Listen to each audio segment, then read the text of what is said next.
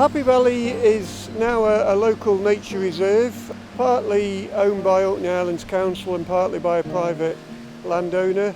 Originally it was part of a wider Bigswell estate and owned by the Ibis family.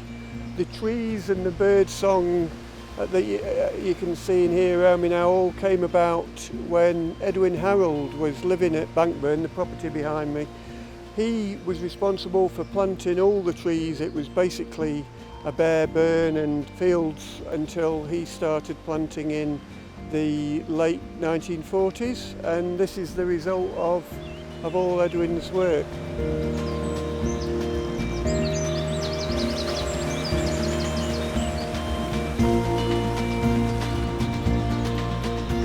Professor Ibis, once Edwin had unfortunately passed away, gifted the land and the property to Orkney Islands Council for a nominal fee, and eventually the Friends formed ourselves into a charitable organisation, and along with officers of Orkney Islands Council we've developed a joint management plan for the land, because actually in a way Happy Valley now, as people come, is bigger than when Edwin was here. There's a number of other fields that have been added to the site, so we've been planting more trees and putting in more pathways and trying to keep Edwin's memory and heritage alive and the work that he started.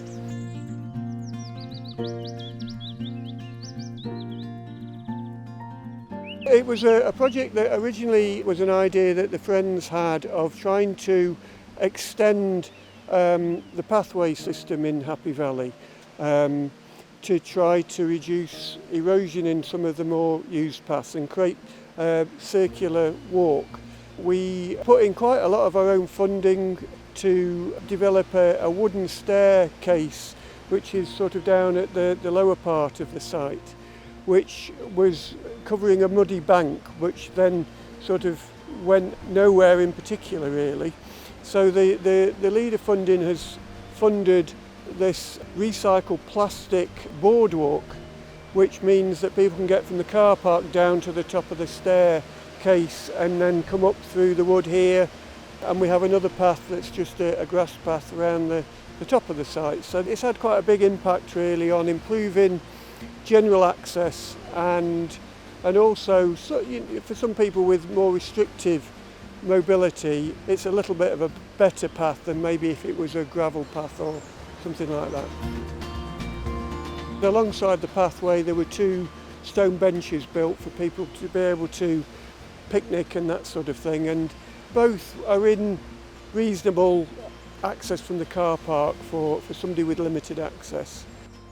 Without the Leader funding there wouldn't have been a pathway because the materials are really quite expensive. We would have been out of our depth trying to sort of publicly fundraise for that sort of money.